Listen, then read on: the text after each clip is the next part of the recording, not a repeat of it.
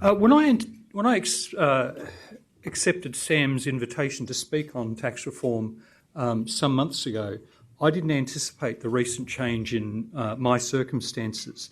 So I want to be clear right up front that there's nothing that I say today that can or should be interpreted as an insight into government thinking on tax reform.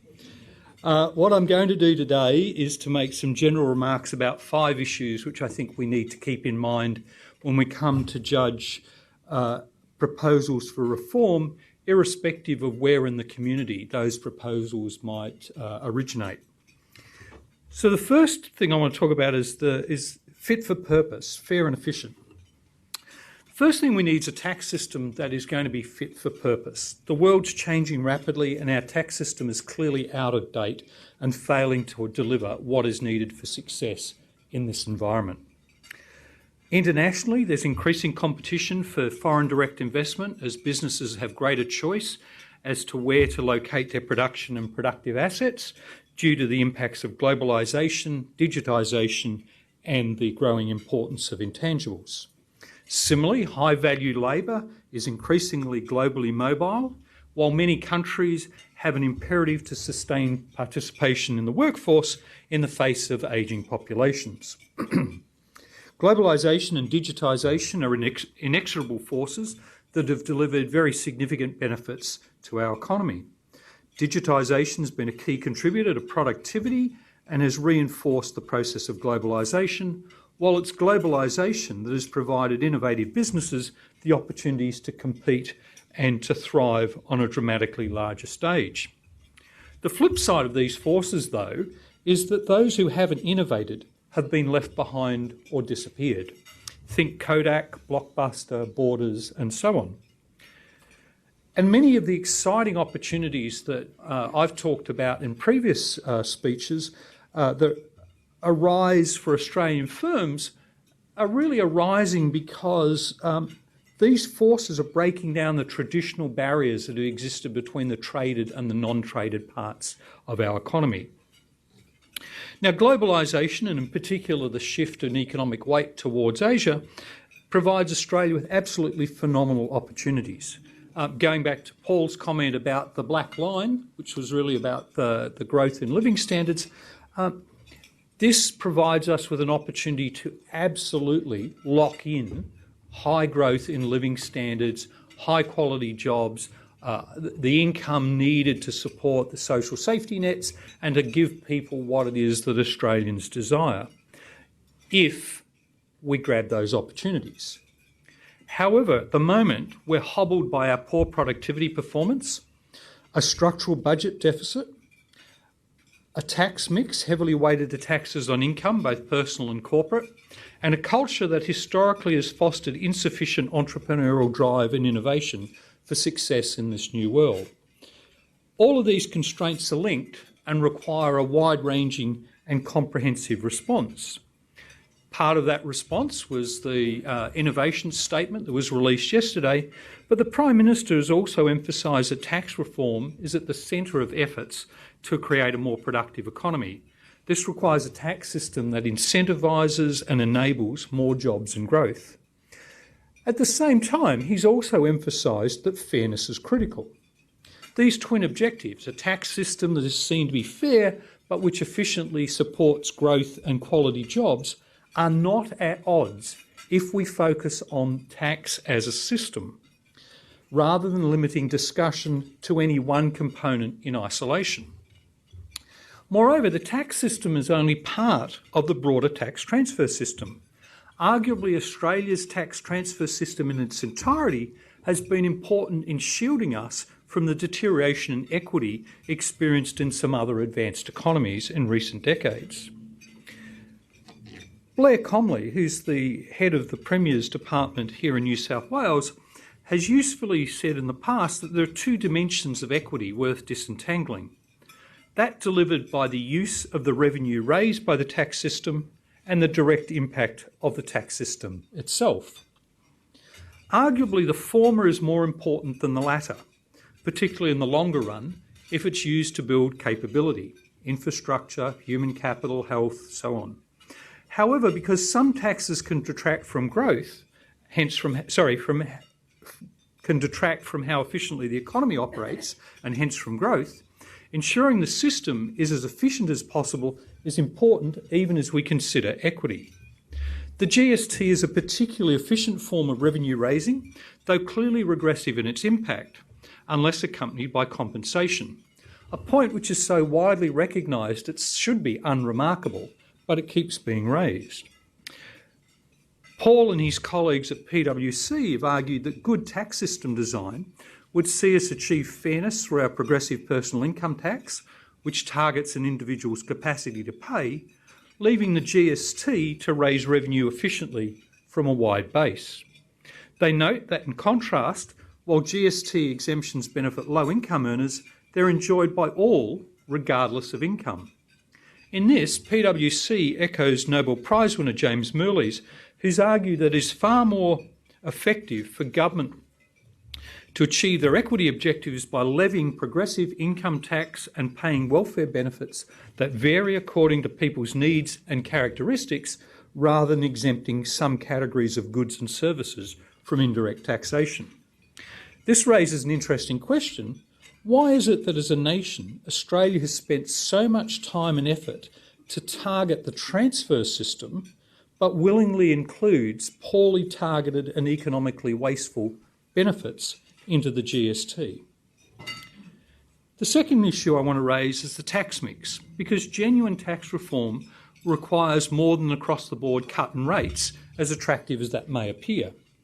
It's about improving the structure of the tax system to reduce the cost that raising revenue imposes on the economy.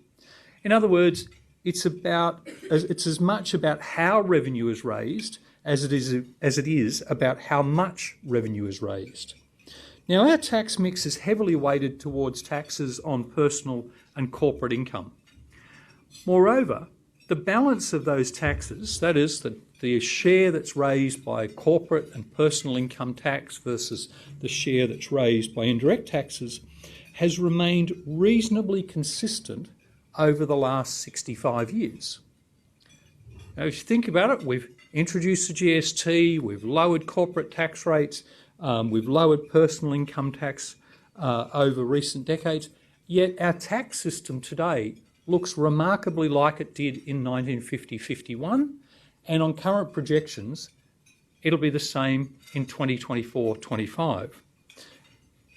Indeed, in 2024-25, our reliance on income tax, that is both personal and corporate, will actually have continued to rise from where it is today. So as a result, without conscious change, the economic cost of raising tax from our current tax mix must also increase. This brings me to the issue of competitiveness. By competitiveness, we're really talking about a range of dimensions, but in the tax area, it's really about our corporate tax rate and with it our corporate tax system, and with it our capacity to attract new investment, both foreign and domestic. Over recent decades, the trend has been for countries to lower corporate tax rates. The UK has reduced its main corporate tax rate in stages from 30% in 2008 to 20% from April of this year. New Zealand has lowered its corporate and its personal income tax rates and shifted its bases towards more efficient taxes such as GST in the last 5 years. Now, in both of these cases, they're emulating what Australia's experience was in the 80s and 90s, where we reduced the company tax rate, paid for it with increases of broadening of the corporate rate. Now, the importance of changes in corporate taxation are actually magnified by those forces I talked about before, digitisation in particular. It's also influenced by the rise in corporations that operate across multiple international borders, the increased mobility of capital, and the growing importance of intangibles. These are all positive economic benefits, but at the same time, they're placing much more pressure on the international tax system and on individual tax systems, and that's Paul's reference to BEPS, base erosion and profit shifting. Now, a globalised economy and global supply chains means that companies have greater choice about where they locate their production and their productive assets, including their intellectual property. Along with significant differences in after-tax outcomes that can result from such choices, this places pressure on our corporate tax system, and in particular our high corporate rate and our heavy reliance on corporate income tax. As my former colleague at Treasury, Rob Heffernan, said, we can have a situation where investors reside in one country, manufacturing takes place in a second, marketing and R&D goes on in a third, and the consumption occurs in a fourth. All four jurisdictions have a potential tax claim, and this is where the problem of double taxation arises. The increasing importance of intangibles and value creations exacerbated this issue, and it poses new threats to the integrity of the tax system. Since the 1990s, investment in intangibles, by that I mean brands, R&D and internal business processes, has been outstripping investment in physical assets. This has definitely been the case in the United States since the beginning of the 90s, but it's also clear now elsewhere. We can see intangible investment higher than tangible investment in France, Netherlands, Denmark and the United Kingdom. So this is a phenomenon that is not going to go away. What it means then is that when we think about the corporate tax changes that we might make, we have to think whether or not they support innovation and attract investment, while also upholding the integrity of the system in an environment where the traditional assumptions of where value is created and where economic activity is actually occurring are increasingly contested. The fourth issue I want to touch on is the rising level of personal income tax. Despite what's sometimes suggested, there are significant costs associated with inaction here, since our personal income tax thresholds are not indexed. Fiscal drag's expected to pull someone on average full-time earnings into the second highest tax bracket from 2016-17. Over the decade ahead, the average tax rate paid by that individual is expected to rise from 23% to 28%. All right, think what that means. That's a more than 20% increase. So if I stood up and said to you, my fellow citizens, overnight, I'm going to increase your tax burden, your personal income tax burden by 20%, you're unlikely to start to clap and cheer.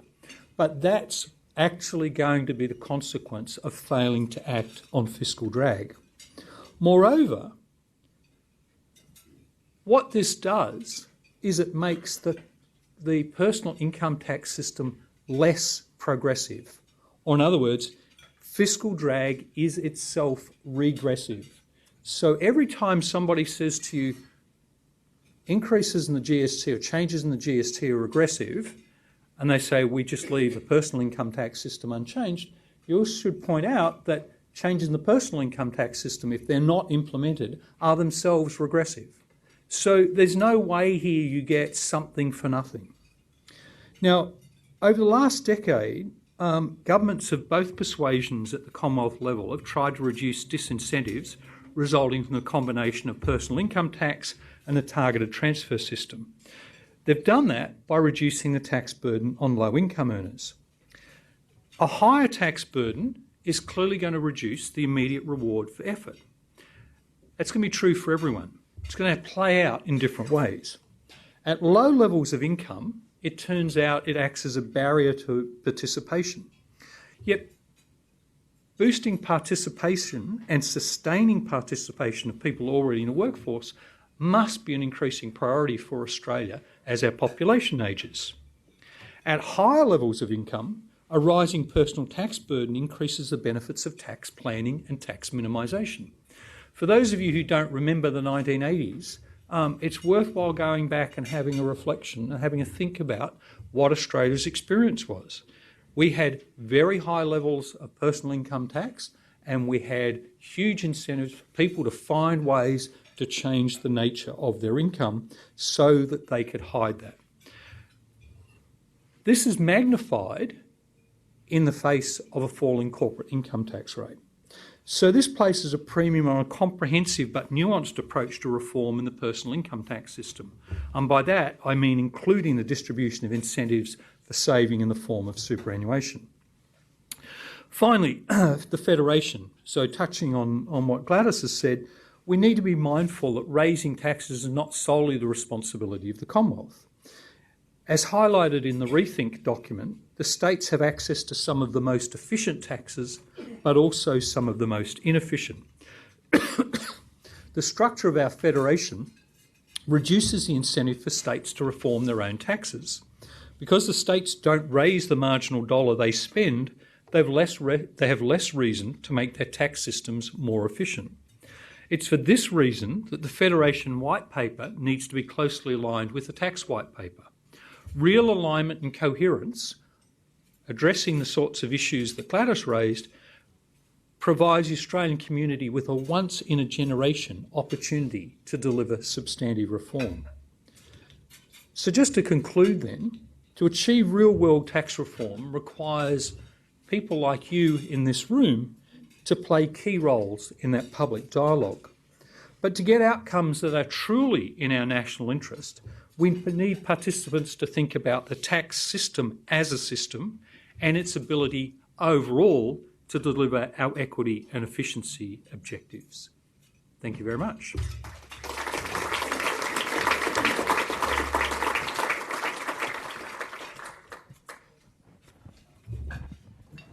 Well, thank you to the speakers. We're going to have a short Q&A here now. I will, however, ask that two things. Firstly, questions are kept very short. And secondly, that we do try to prioritise the members and guests ahead of the journalists. But I will try to get to you guys as well. So, members or guests, do we have anyone to kick us off now that I've gone and said that? Thanks, Martin. Thanks, Gladys. Greg Holland from Statecraft Public Affairs. Gladys, can I ask you, I appreciate that you weren't the Treasurer at the time. You referred to the 2014 budget cuts, significant budget cuts from the Feds by your colleague Joe Hockey. Have you now got a rapport or a relationship or a discussion going with the Feds in terms of the MIEFO coming up and the 2016 budget? And if you have not, is there a way to do that, to have that financial discussion about a Commonwealth, a combined Commonwealth financial statement or discussion through COAG or anything or any other forum like that?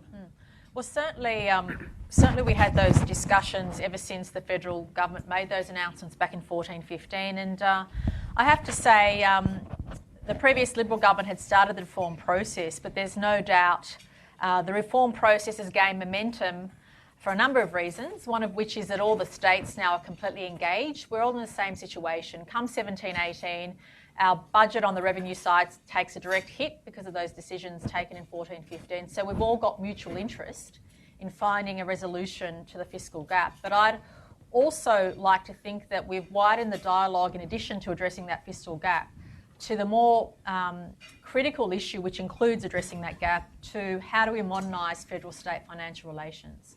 Because the vertical fiscal imbalance is broadening.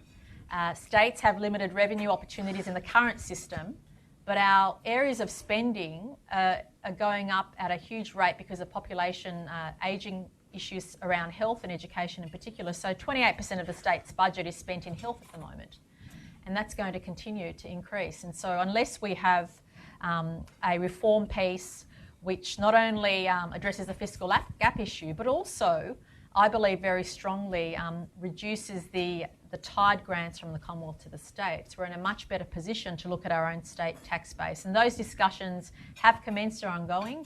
And this week on Thursdays, you know, all the treasurers are getting together, and then on the Friday, all the leaders are getting together. So there'll be 2 days' worth of ongoing discussions, and I'm really looking forward to some concrete things coming out of those 2-day discussions. Other questions? We'll go 1, 2. Michael Trail, Chair of Good Start Early Learning and the Leadership Council at Social Ventures Australia. Gladys, I wanted to pick up on your point about the pretty well documented dysfunction in federal-state negotiations in key policy areas like health and education and the vertical fiscal imbalance that sits behind that. If you look offshore, and particularly at a country like Canada, where that authority for revenue generation, tax raising and policy implementation is much more devolved to the provinces, I would have thought there's at least a plausible argument that the role of the federal government should be absolutely limited, if not zero. Is there a logical extension, and interested in both of your views on this, that more of that funding and more of that accountability be pushed to the states as part of this reform process if we're to be serious? Definitely, and I think when you have shifts in funding arrangements, you've also got to have really black and white lines in terms of accountability. So you have to demonstrate that the way that you spend your money is not only having a return on the community, but also is best practice. I believe very strongly that the way intergovernmental agreements work currently is dysfunctional in that you identified health and education, but literally every single portfolio minister around the cabinet table has to negotiate with his or her counterparts in Canberra in separate agreements, some of which go for 12 months, some go for 3 years. So you've got, at the one time, 10 or 11 different intergovernmental agreements going on of major significance, which all impact your bottom line, but which also really tie the hand of the states in really having that predictability and certainty in how to provide funding in those key areas. So I believe there's huge opportunities for reform, and without divulging too much of what we discuss behind closed doors, I know the federal government's up for reform in that area as well. And all of my state colleagues agree that we should really be pushing for this, because these are some of the examples of things we can do alongside addressing the obvious vertical fiscal imbalance challenges. But there's a whole bunch of other things we can do as well, which are part of a package, which really modernise the relationship, give states certainty, but also give states accountability to say, you've got this revenue stream, you're responsible for providing X services. And the community also has better certainty. The community doesn't like it when we keep shifting responsibility between different levels of government on who's providing what service and who's providing the funding. And that's why for us, the GST is a very clean way of doing it, because it provides certainty, but also gives states discretion on how they allocate resources, rather than giving the feds discretion on how the states should use some of the allocations. So that's the context of why we're pushing the reform we are. Just add to that. I mean, over a number of years, you've also seen an increasing tendency for agreements that are about to expire for a decision not to be announced until the budget, when, so the budget's in early May, and typically the funding agreement might expire on the 30th of June. Yeah. And that's not sensible from a Commonwealth perspective, and it's definitely creates massive volatility and management problems at a state level. And so even just sort of practical things like that, which you'd ask yourself, well, why can't we sort out some of those things? If we're going to change a policy, surely we can find ways to actually telegraph that that's what's going to happen.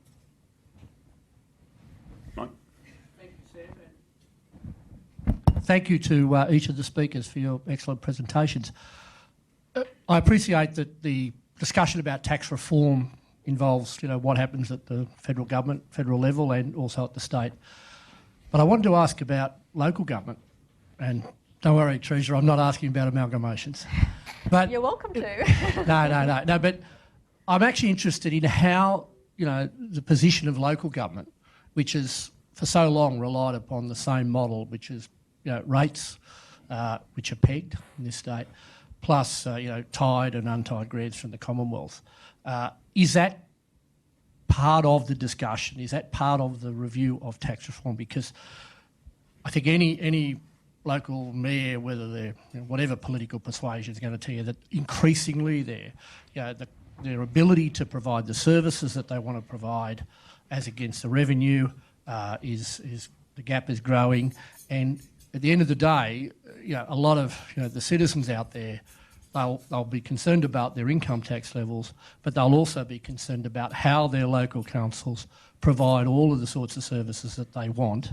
And I'm interested in, is this part of the discussion, and can you see some way forward in terms of looking at the funding models for local government that really haven't changed for many, many years? Thank you. You happy for me to?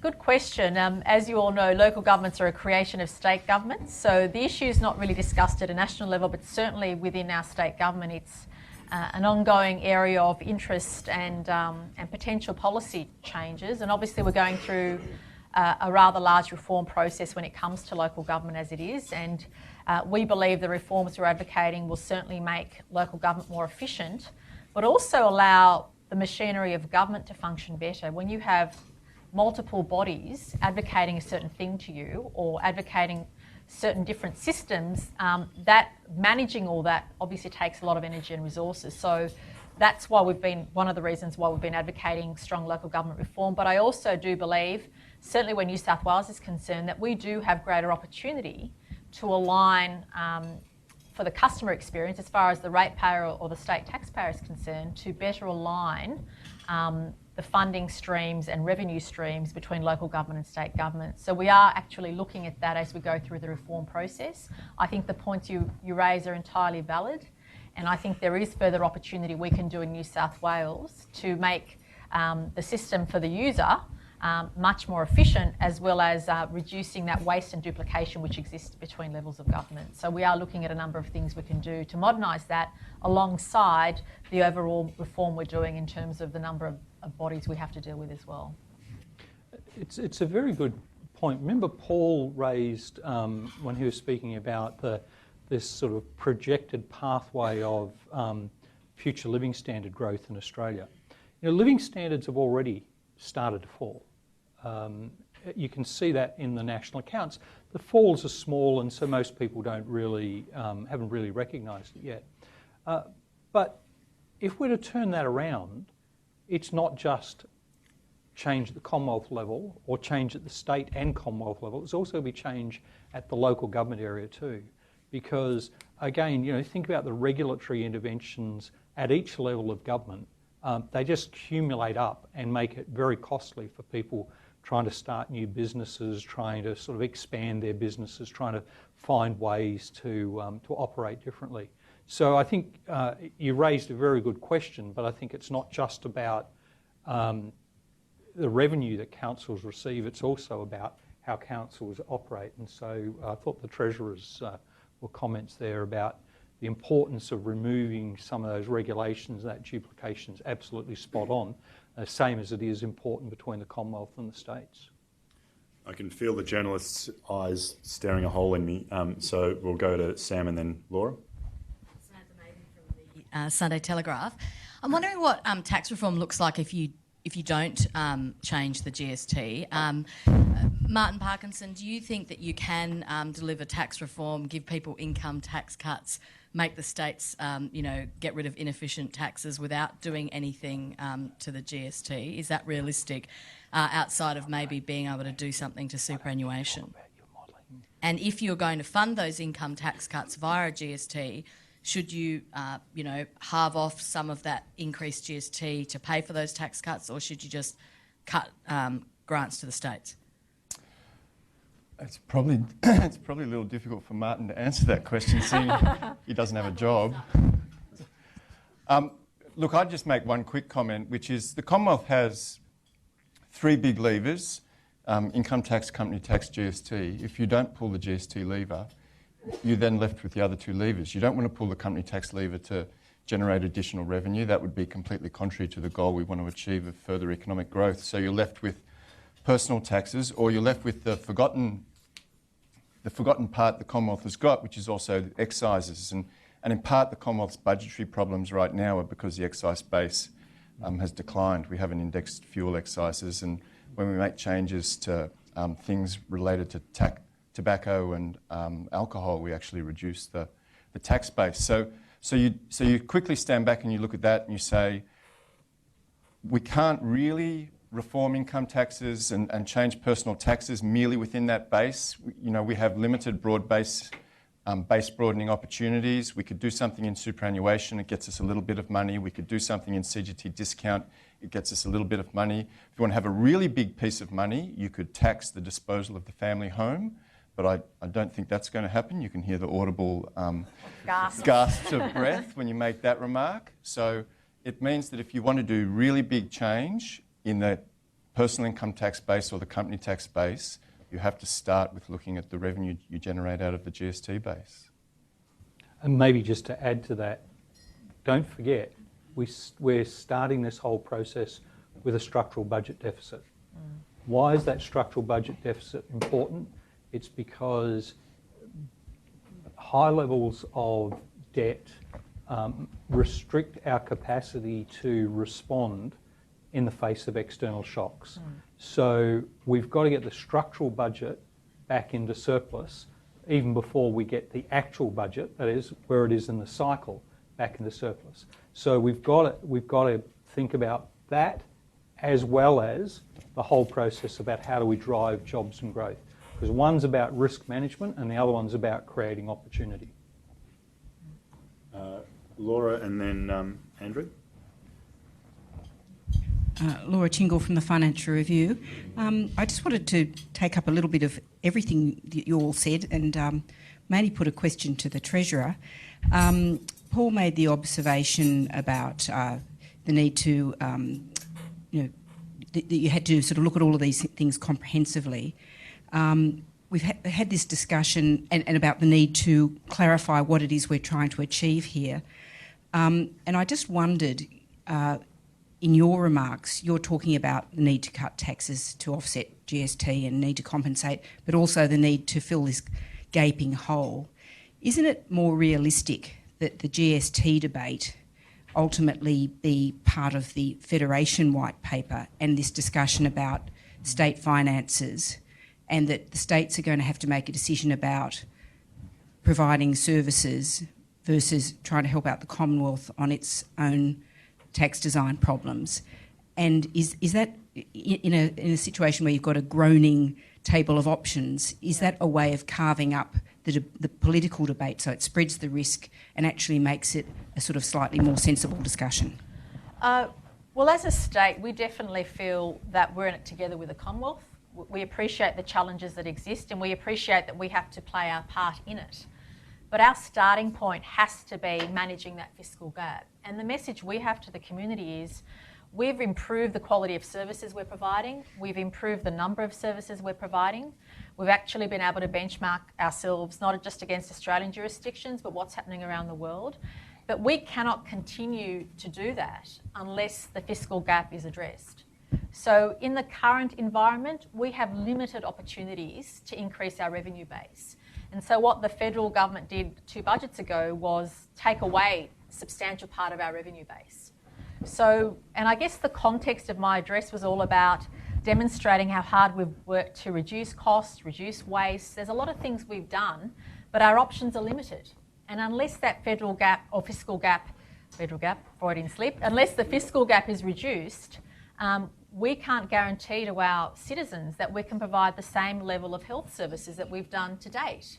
And that is the primary start for us. But we're also saying as a state that once the feds and the states come to an agreement as how that fiscal gap needs to be closed, as in how we get back to 2014-15 position, we are then more than willing to have a broader discussion about things the states and Commonwealth can work on together to modernise the financial relationship. And when you think about the fact that the financial relationship hasn't changed since World War II, but the demand for services, the way states provide services has certainly changed. The community's expectations have changed. There's so much that's happened in the last few decades. What hasn't changed is the rigidity and really old-fashioned nature of our federal-state financial relations. So we welcome this opportunity to modernise that relationship. But for us, the starting point has to be closing that fiscal gap, because in the current system, our opportunities to raise revenue are limited. We do have opportunities on the cost side, which we've taken up. We've done a lot of work in reducing waste, using technology, involving the private sector. But even for a good government, well, I shouldn't be so patting myself on the back, but for a good government, it's hard. It's hard even for us, and we can see the projections once those federal decisions start hitting our budget position. And declining revenues in other spheres as well, we will have huge challenges in maintaining the level of services the community expects us to provide. And that's why it is so critical for us to be having this debate at this stage, and why it's so critical for us, first and foremost, and Premier Baird actually took a national leadership position on behalf of the states in advocating so strongly why that fiscal gap has to be closed before we can really get to the next stage of all these other things which are necessary, But for us, the pressing issue is closing that fiscal gap. Andrew? The Daily Telegraph. Question for Mr Parkinson and the Treasurer. Peter Costello wrote in the Telegraph this morning that 15% is too much of an electoral sell. How do you both feel about 12.5% GST, first of all? And secondly, people talk a lot about tax reform. Shouldn't we be more honest and say this is just about more tax? That's what it's really about. And shouldn't state and federal governments be doing more about cutting costs when you've got federal and state health and education bureaucracies? Do you want to go first or shall I? Do you want to duck that? Yeah, look, I haven't seen Peter Costello's piece in the press this morning, so I'm not going to comment on that. And you don't expect me to comment on rates of GST, so I'm good try, but I'm going to let that one go straight through. Look, this has a particular resonance for Jess Irvine if you have seen what's showing up in the tweets up there. But I think governments need to be innovative, and innovative. That's two glasses, Jess. But seriously, we can't, as the Treasurer said, we can't keep doing things the way we've done them before. The whole point of the part of the innovation statement yesterday talked about 4 pillars, and one of those was government as an exemplar. That is, government changing the way in which it delivers services to people. And why is that? Well, partly it's because the nature of what people demand is changing, but also it's actually going to require that innovation, that's 5, Jess, that is going to be important for actually driving costs down. So, you know, you can say this is just a hidden discussion about increasing tax rates, but as said at the outset, you know, higher the tax collection, you know, overall, then it has potential implications, depending on how that money is used, it has potential implications for your growth rate. What you're really trying to do here is to both have an efficient outcome, support jobs and growth, while having a fair outcome. And that means that you've got to look at all dimensions of this, outlays, levels, but outlays efficiency, and then the tax mix and the efficiency of the tax mix. I don't think you can look at the GST rate or proposed rates in isolation, which is why we've said we believe very strongly it needs to be part of a package, because the incentives and economic growth generated by giving people income tax cuts can't be underestimated. So if you're actually providing incentives for people to use that extra disposable income in a way that generates economic growth, you ipso facto are increasing the GST pool as well. And so for us, it's a question of the package, and that's why we feel very strongly that the option that we've put up is the best starting point to advance the issue. So income tax cuts, 15% GST with compensation for low-income households. And in fact, we've seen some modelling which indicates that the GST is not as regressive as people think. It's actually quite progressive if you include those compensation elements. And for the states, what it provides, which is the most important thing from a state perspective, is the certainty of I mean, there's a formula for GST distribution, but at least we know what it is. At least we can predict what we're receiving. You can plan for what services you can provide based on that revenue stream. And so for us, we feel very strongly that package of income tax cuts, GST up, plus compensation is a good package. But we're also open to the fact that all options are on the table, and we appreciate that as well. But that's why the position Premier Baird put forward, which was a leadership position taken on very early in the piece, I believe has withstood all the arguments people have thrown at it. And I also believe the public understands and appreciates that they want to have a good return on their investment. If they choose where they spend, if they know, if they're vulnerable, that they're going to be compensated for that increase in GST, I think the public appreciates the need to really improve the way governments manage themselves. But also, the other side to all this is the government wants to see less squabbling between the federal government and the state government. They want to see less waste. they want to see less duplication, and they want a simpler system. So I think there's a lot of positives for the community in addition to just talking about the numbers and the rates. I actually feel there is a very big value proposition the community will accept so long as we continue to take them on the journey with us. And that's the critical thing, because that's what Paul started this whole session off, the why. We've got to be better, all of us have got to be better at explaining the why this is important. And the why really does come down to what sort of Australia do we want to have? Do we want to have high growth, high quality jobs, raising the revenue that allows us to deliver the sorts of services that our citizenry expect, and making sure that we've got in place the capacity through our safety nets to support the truly needy in our economy, in our society. And we can't divorce all of these expectations that the community has from our capacity to actually deliver them. And often these debates are or these discussions appear to be disconnected. So I think Paul's sort of opening line about the why is absolutely critical. And as I said, it's actually people like you that are actually important for being participants in that public dialogue.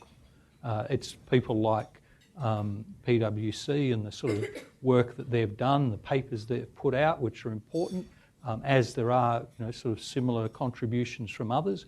But it's really, those things are really important for us to get the sort of productive dialogue going.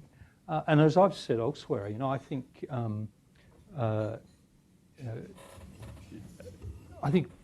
sort of if you look at Premier Baird, Prime Minister Key, Prime Minister Cameron, there's a common approach there, which is really important, which is explaining to the public what the challenges are, treating the public like adults, and engaging with them and actually moving our way forward to a sustainable outcome.